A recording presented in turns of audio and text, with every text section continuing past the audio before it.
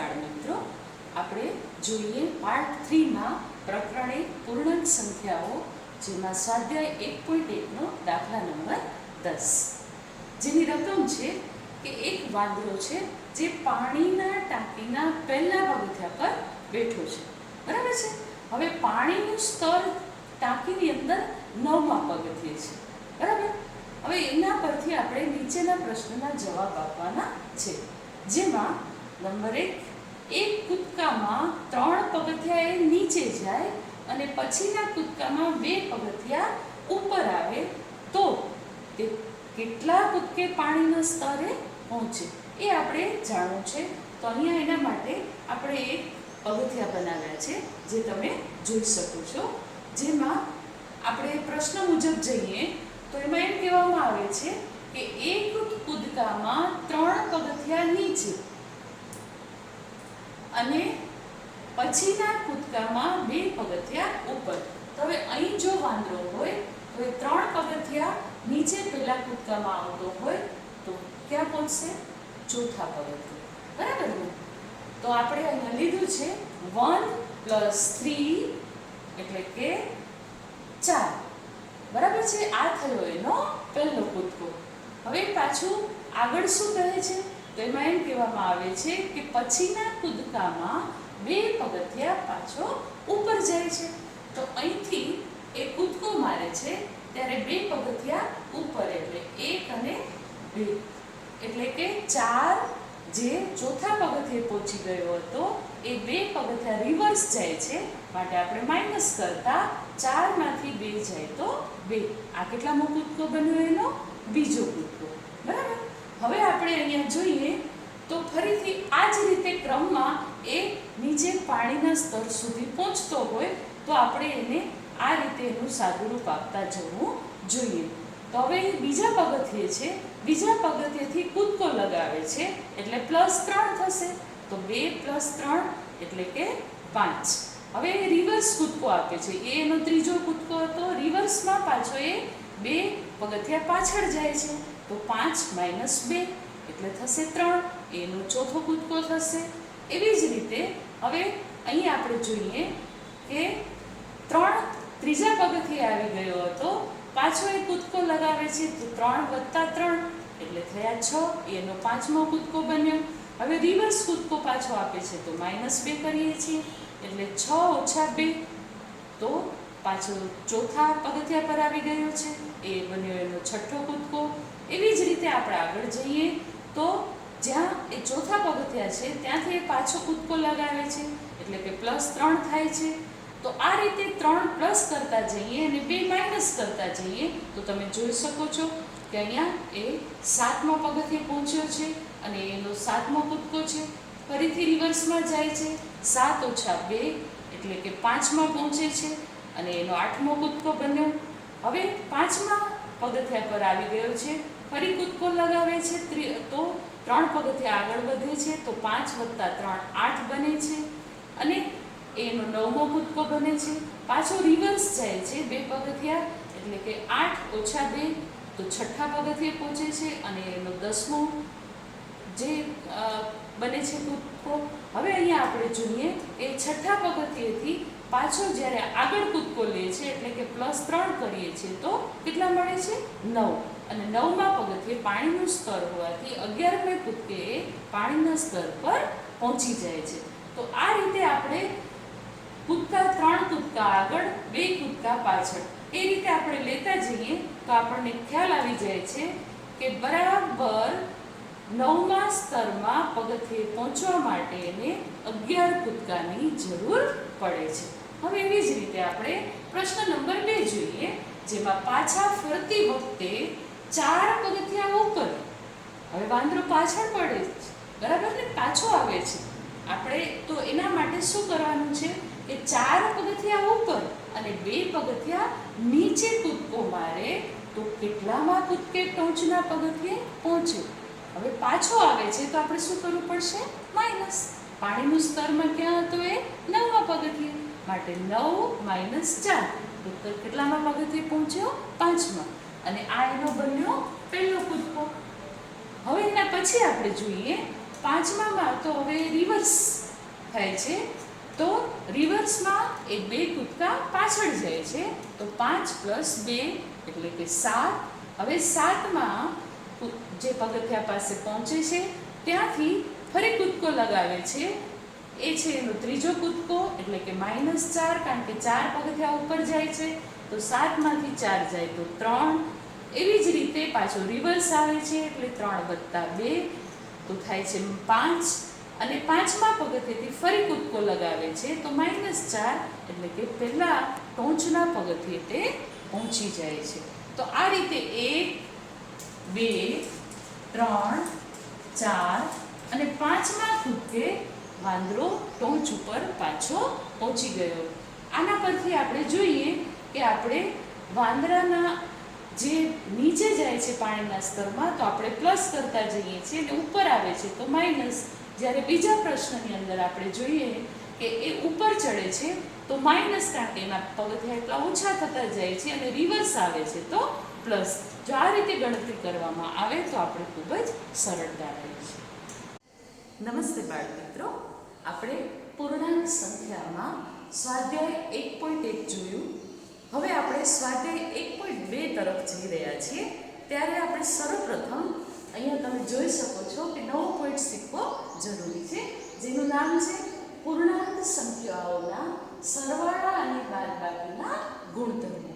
હવે તમારા માટે આ શબ્દ છે ગુણધર્મો, બરાબર છે ને? તમને એમ થાય કે ગુણધર્મ એટલે શું? તો ગુણધર્મ એટલે કે જે પણ શબ્દ, જે પણ વિષય છે એનું મૂળ તત્વ આપણે જાણીએ, બરાબર છે, એના માટે આપણે એને ગુણધર્મ, કે જેને દાખલા તરીકે તમે વિજ્ઞાનમાં શીખો છો, બરાબર છે, કે પાણી, તો પાણીનું ગુણધર્મ શું છે? તો આપણે કહીએ કે પાણી સ્વાદ વગરનું છે, બરાબર ને? એનો શું બની ગયો? ગુણધર્મ. તો એવી જ રીતે અહીંયા આપણે સરવાળા અને બાદબાકી વિશેના ગુણધર્મોની જાણકારી મેળવીશું. આવો આપણે સર્વપ્રથમ જોઈએ સરવાળા વિશે સંવૃત્તતા. હવે અહીંયા તમારા માટે આવ્યો નવો શબ્દ સંવૃત્તતા. સંવૃત્તતા એટલે શું? એ તમારા મનમાં પ્રશ્ન થાય. તો સંવૃત્તતા કે જેને કહેવામાં આવે છે ક્લોઝર, ઇંગ્લિશમાં આપણે કહીએ ક્લોઝર, એટલે કે ડાબી બાજુ અને જમણી બાજુ. ડાબી બાજુ જો પૂર્ણાંક સંખ્યા છે અને જમણી બાજુ એનો જવાબમાં પણ પૂર્ણાંક સંખ્યા મળે છે તો એ સંવૃત્ત છે, બરાબર છે? એટલે કે સમાન, સાદી ભાષામાં કહીએ તો સમાન છે, બરાબર ને?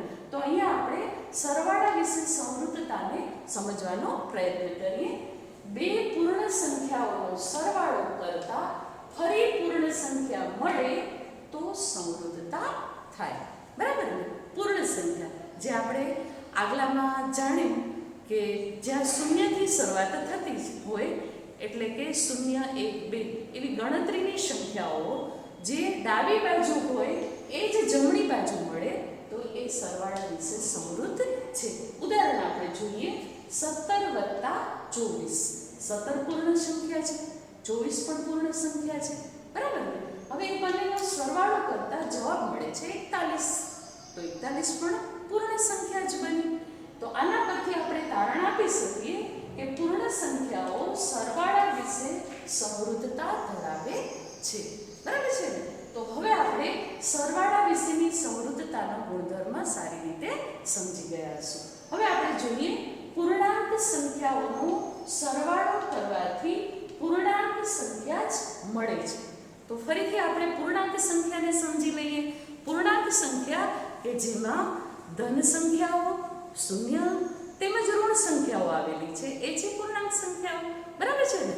તો હવે અહીંયા આપણે એક ઉદાહરણ જોઈએ કે 19 વત્તા -25 બરાબર, હવે આનું આપણે સાદું રૂપ આપીએ એટલે કે પ્લસ માઇનસ માઇનસ. તો 25 માંથી 19 બાદ કરતા આપણે જે અંક મળે છે એ છે 6, બરાબર ને? 25 મોટી સંખ્યા છે એટલે એની નિશાની છે માઇનસ, કારણ કે પ્લસ માઇનસ કરતા આપણે માઇનસ મળ્યા છે 25, તો માઇનસ નિશાની આપણે જવાબમાં મૂકીશું. જે ઋણ સંખ્યા પણ પૂર્ણાંક સંખ્યામાં એનો આપણે સમાવેશ કર્યો છે, બરાબર છે ને? તો આના પરથી આપણે તારણ એવું આપી શકીએ કે પૂર્ણાંક સંખ્યાઓનો સરવાળો પૂર્ણાંક સંખ્યા મળે છે. બરાબર છે? આ પૂર્ણાંક સંખ્યા, આ પણ પૂર્ણાંક સંખ્યા, બંનેનો સરવાળો કરતા જવાબ આપણે શું મળ્યો છે? પૂર્ણાંક સંખ્યા. બરાબર છે ને? તો એના પરથી આપણે એમ પણ કહી શકીએ કે પૂર્ણાંક સંખ્યાઓમાં સરવાળો કરવાથી તે સમૃદ્ધતાના નિયમને લાગુ કરી શકે છે. હવે આપણે જોઈએ બાદબાકી વિશે સમૃદ્ધતા. બરાબર છે? બાદબાકી વિશે આપણે સમૃદ્ધતાનો ગુણધર્મ જાણવા માટે પહેલે આપણે થિયરી સમજીશું કે બે પૂર્ણાંક સંખ્યાઓની બાદબાકી કરતા ફરી પૂર્ણાંક સંખ્યા મળે છે. એટલે કે બે પૂર્ણાંક સંખ્યાઓ આપેલી છે. ઉદાહરણ જોઈએ -8 એની બાદબાકી એટલે કે માઈનસ કરીશું. એમાં આપણે -14 લઈએ છીએ. એટલે કે માઈનસ માઈનસ પ્લસ, જ્યારે બે નિશાનીઓ ભેગી થશે ત્યારે એનું સાદું રૂપ આપતા આપણે -8 પ્લસ 14 મળે છે. બરાબર ને? હવે એનું ફરીથી સાદું રૂપ આપતા 14 માંથી 8 બાદ એટલે કે માઈનસ પ્લસ માઈનસ. બરાબર છે ને? કારણ કે ત્રણ ઋણ સંખ્યાઓ જ્યારે ત્રણ નિશાની આવે છે ત્યારે આપણે હંમેશા બાદબાકી કરતા હોઈએ છીએ. તો અહીંયા તમે જોઈ શકો છો કે 14 માંથી 8 જશે તો કેટલા મળશે? 6. પરંતુ ખાસ ધ્યાન રાખીશું કે અહીંયા આપણે 14 કેવા બની ગયા છે? Minus minus plus. બરાબર ને? તો 14 મોટી સંખ્યા પ્લસ હોવાથી જવાબમાં કેટલા મળશે? 6, જે પૂર્ણાંક સંખ્યા છે. કારણ કે પૂર્ણાંક સંખ્યામાં ધનનો પણ આપણે સમાવેશ કરીએ છીએ. તો એના ઉપરથી આપણે તારણ આપી શકીએ છીએ કે પૂર્ણાંક સંખ્યાઓ બાદબાકી વિશે સમૃદ્ધતા ધરાવે છે. એટલે કે ડાબી બાજુ પણ પૂર્ણાંક સંખ્યા આવે છે અને જમણી બાજુ પણ પૂર્ણાંક સંખ્યા આવે છે. બરાબર છે ને? આ પરથી આપણે સરવાળાના ગુણધર્મો અને બાદબાકીના સમૃદ્ધતા વિશેના ગુણધર્મોની જાણકારી મેળવી. મિત્રો, હવે આપણે ક્રમના ગુણધર્મ વિશે જાણકારી મેળવીએ. બરાબર છે? ક્રમનો ગુણધર્મ એટલે કે પૂર્ણાંક સંખ્યાઓનો સરવાળો કોઈ પણ ક્રમમાં કરવામાં આવે તો પણ પૂર્ણાંક સંખ્યા જ મળે. બરાબર ને? એટલે કે જે રકમ આપેલી છે એને કોઈ રીતે આગળ કે પાછળ પણ કરવામાં આવે છતાં પણ એનો જવાબ શું મળશે? એ જ કે જે ડાબી બાજુનો જવાબ હશે એ જ જમણી બાજુનો જવાબ મળે. એક ઉદાહરણ આપણે જોઈએ. સંખ્યા આપેલી છે -23 પ્લસ 32. હવે આનું આપણે સાદું રૂપ આપીએ છીએ તો માઇનસ પ્લસ માઇનસ 32 માંથી 23 બાદ કરીશું તો કેટલા મળશે? 9. બરાબર છે ને? મોટી સંખ્યાની નિશાની પ્લસ માટે 9 પ્લસ. એવી જ રીતે હવે જમણી બાજુ જોઈએ આપણે તો 32 વત્તા -23. અહીંયા તમે જોઈ શકો છો બાળ મિત્રો કે અંકની અદલા બદલી કરવામાં આવી છે. પહેલી સંખ્યા હતી એને બીજી લેવામાં આવી છે અને બીજી સંખ્યા હતી એને પહેલી લેવામાં આવી છે. એટલે કે ક્રમની અદલા બદલી થઈ છે. તેમ છતાં પણ તમે જોઈ શકો છો કે પ્લસ માઇનસ માઇનસ થશે અને 32 માંથી 23 જતા આપણે કેટલા મળશે? 9. એટલે કે ક્રમની અદલા બદલી કરવા છતાં પણ જવાબમાં કાંઈ ફરક પડતો નથી. તો તારણ આપણે એમ આપી શકીએ કે પૂર્ણાંક સંખ્યાઓ માટે સરવાળો સમક્રમી છે. એટલે કે સમૃદ્ધતાનો ગુણધર્મ ધરાવે છે. બરાબર છે ને? હવે આપણે આગળ જોઈએ કે આ જ પૂર્ણાંક સંખ્યાઓ બાદબાકી માટે સમૃદ્ધ છે કે કેમ? બાદબાકી કરવામાં આવે તો એ ગુણધર્મ સમૃદ્ધતાનો લાગુ પડે છે કે કેમ? તો આપણે ચાલો જોઈએ કે પૂર્ણાંક સંખ્યાઓ માટે બાદબાકી સમક્રમી નથી. કઈ રીતે? ઉદાહરણ જોઈએ આપણે તો અહીંયા ડાબી બાજુ રકમ આપેલી છે 5 માઇનસ -3, જ્યારે જમણી બાજુ આપેલી છે 5 પ્લસ 3. બરાબર છે ને? તો અહીંનો જવાબ આપણે જોઈએ તો માઇનસ માઇનસ પ્લસ થશે તો 5 અને 3 કેટલા મળશે આપણે? 8. બરાબર છે ને? એવી જ રીતે અહીંયા 5 વત્તા 3 8. એટલે કે આમાં જ્યારે આપણે સાદું રૂપ આપીએ છીએ 5 માઇનસ માઇનસ પ્લસ 3 કરીને તો 5 વત્તા 3 8 જવાબ મળે છે. આ છે ડાબી બાજુ. બરાબર છે? હવે જમણી બાજુને આપણે જોઈએ તો એમાં આપણે ક્રમ બદલાવીએ છીએ. બીજી જે સંખ્યા છે -3 એને ક્યાં લઈએ છીએ? આગળ. બરાબર છે ને? અને પછી આપણે બાદબાકી કરવી છે તો -5 મૂકીએ છીએ. બરાબર છે. તો માઇનસ માઇનસ પ્લસ એટલે કે -3 અને -5 મળશે. તો જવાબ મળશે માઇનસ માઇનસ પ્લસ 8.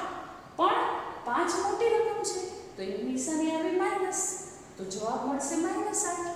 તો ડાબી બાજુ આવે છે -8 અને જમણી બાજુ આવે છે -8. તો આપણે કહી શકીએ કે બંને બાજુ જવાબ સમાન મળતો નથી, એટલે કે સમૃદ્ધતાનો ગુણધર્મ લાગુ પડતો નથી.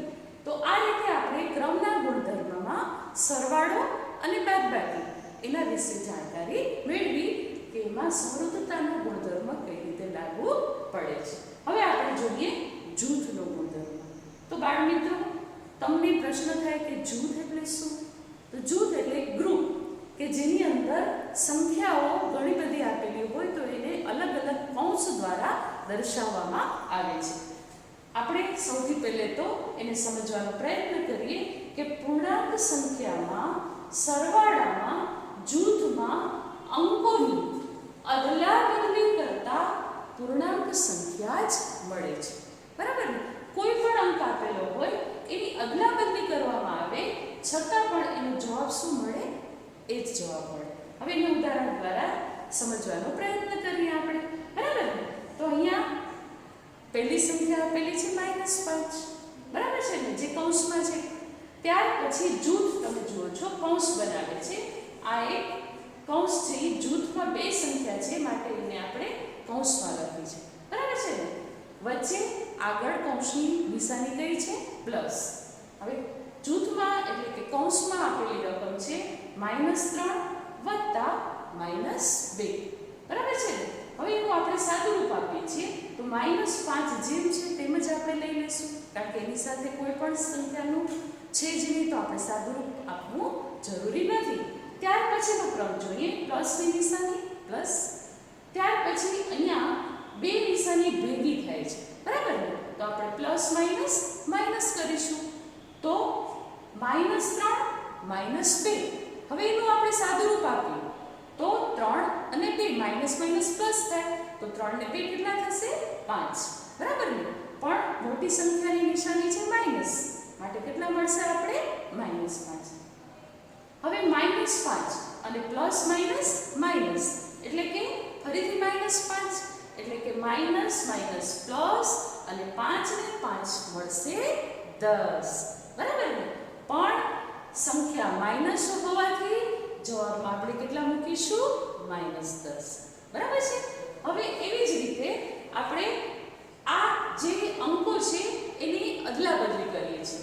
આ જે જૂથની અંદર બે સંખ્યા હતી એમાંથી આપણે એક સંખ્યાને બહાર કાઢીએ છીએ અને જે બારે સંખ્યા હતી એને આપણે કૌંસમાં લઈ જઈએ છીએ. બરાબર છે ને? તો એ જૂથમાં આપણે કૌંસમાં લેતા તમે જોઈ શકો છો કે -5 પ્લસ -3 પ્લસ -2 જે આપણે કૌંસમાં હતા એને બારે મૂક્યા છે. હવે એને ફરીથી આપણે સાદું રૂપ આપીએ. જોઈએ આપણે કે જવાબ એ જ આવે છે કે બીજો આવે છે. જો જવાબ આવતો હશે તો સમૃદ્ધ છે અને જવાબ નથી મળતો તો સમૃદ્ધ નથી. બરાબર ને? આગળનો જવાબ હતો -10. હવે અહીં આપણે જોવાનો પ્રયત્ન કરીએ. -5 પ્લસ માઇનસ માઇનસ કેટલા થશે? -3. બરાબર ને? હવે માઇનસ માઇનસ પાછા થશે પ્લસ તો 5 ને 3 કેટલા થાય? 8. બરાબર ને? પણ 5 ની નિશાની છે માઇનસ માટે અહીંયા કેટલા મળશે આપણને? 8 કેવા મળશે? માઇનસ. બરાબર ને? એવી જ રીતે અહીંયા આપણે પ્લસ અને માઇનસ આપેલા છે તો પ્લસ માઇનસ માઇનસ થાય તો 2 કેવા મળશે આપણે? માઇનસ. બરાબર છે ને? હવે તમે જોઈ શકો છો કે બંને અંકની આગળ માઇનસની નિશાની છે. બરાબર છે ને? તો માઇનસ માઇનસ કેટલા થશે? પ્લસ. તો 8 ને 2 10 પણ 8 મોટા છે તો અહીંયા કેટલા મળશે આપણને? 10 ની નિશાની -10. તો ડાબી બાજુનો જવાબ પણ -10 અને જમણી બાજુનો જવાબ પણ -10. તો એના પરથી આપણે તારણ મળી શકે છે કે સરવાળામાં જૂથનો ગુણધર્મ ધરાવે છે. કોઈ પણ ક્રમની અદલાબદલી અંકની કરવામાં આવે જૂથમાં છતાં પણ એનો જવાબ એ જ મળતો હોવાથી એ સરવાળાના જૂથના ગુણધર્મમાં સમૃદ્ધતા ધરાવે છે. બરાબર છે ને? તો આ રીતે ક્રમનો અને જૂથનો ગુણધર્મ આપણે સમજ્યું. હવે આપણે જોઈએ સરવાળાની તટસ્થ સંખ્યા વિશેની જાણકારી. તમે આગલા ધોરણમાં શીખી ગયા છો કે પૂર્ણ સંખ્યાની અંદર શૂન્ય છે એ હંમેશા કેવી છે? તટસ્થ સંખ્યા સરવાળા માટે.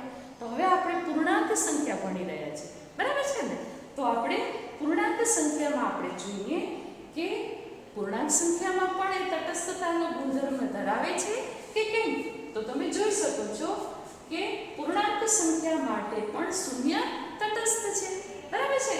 હવે એક ઉદાહરણ આપણે લઈએ, કારણ કે આપણે ખબર છે કે પૂર્ણાંક સંખ્યામાં ધન, ઋણ અને શૂન્યનો સમાવેશ કરીએ છીએ. તો અહીંયા આપણે ઉદાહરણમાં લીધું છે શૂન્ય પ્લસ માઇનસ 8, બરાબર ને? તો અહીંયા પ્લસ માઇનસ કેટલા થશે? માઇનસ. તો -8, તો શૂન્ય -8, તો જવાબ શું મળશે? -8. એટલે કે અહીં પણ પૂર્ણાંક સંખ્યા છે અને જવાબમાં પણ શું મળે છે આપણને?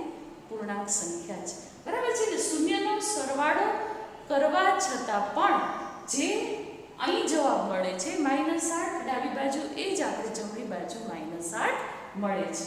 તેના પરથી આપણે તારણ આપી શકીએ કે કોઈ પણ સંખ્યા એ અથવા તો કોઈ પણ જે છે એમાં 0 પ્લસ કરવામાં આવે છે અથવા તો એનો ક્રમને બદલાવીને પણ જો 0 પહેલો લેવામાં આવે અને પ્લસ એ કોઈ પણ સંખ્યા લેવામાં આવે તો બંનેનો જવાબ હંમેશા સમાન હશે, સંવૃત હશે. તો આના પરથી આપણે એમ કહી શકીએ છીએ કે સરવાળામાં તટસ્થતાનો ગુણધર્મ મળે છે.